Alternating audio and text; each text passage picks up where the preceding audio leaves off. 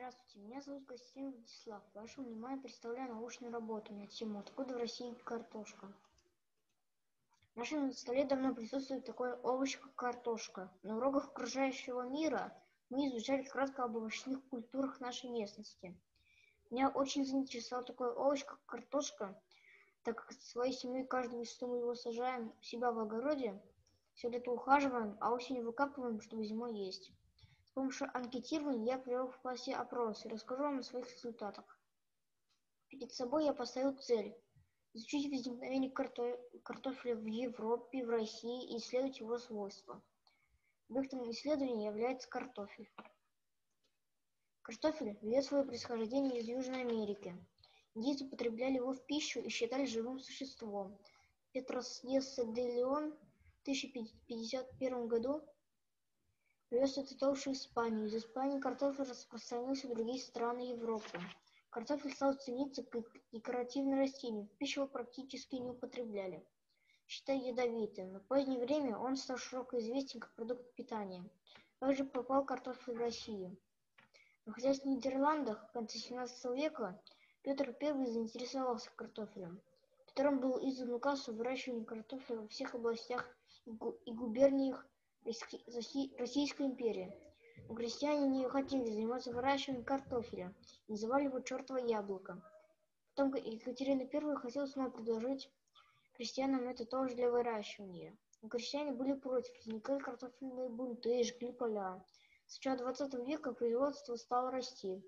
Люди больше узнавали о пользе картофеля и способах его приготовления. Сейчас картофель выращивается по всей стране.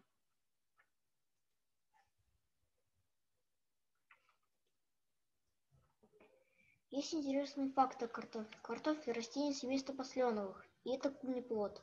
Картофель – многолетнее растение. Второй факт. Люди едят картофель 8 тысяч лет назад.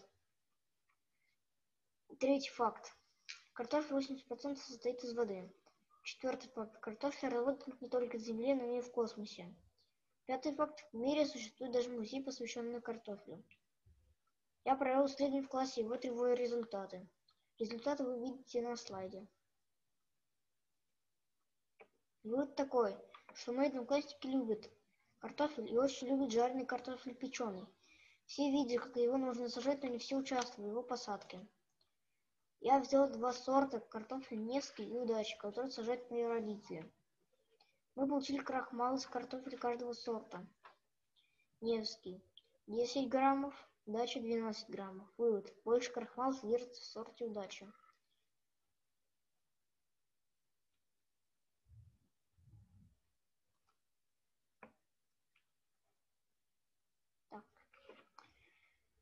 Жареный Невский.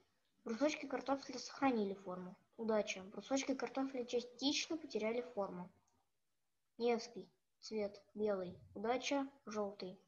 Невский. Вкус. Вкусно. Удача вкусно. Варка. Очищенным клубнеплодом. Невский. Клубнеплоды практически не разварились. Сохранили форму. Цвет белый. Вкус удовлетворительный. Удача. Клубнеплоды разварились, потеряли форму, цвет желтый, удовлетворительный. Варка. В мундире. Невский. Клубнеплоды полностью сохранили форму. Кожура потрескалась незначительно. Цвет слегка изменился, приобрел желтовато-сероватый оттенок. Вкус удовлетворительный. Удача. Клубнеплоды практически сохранили форму, но кожура сильно потрескалась. Цвет желтый, вкус удовлетворительный.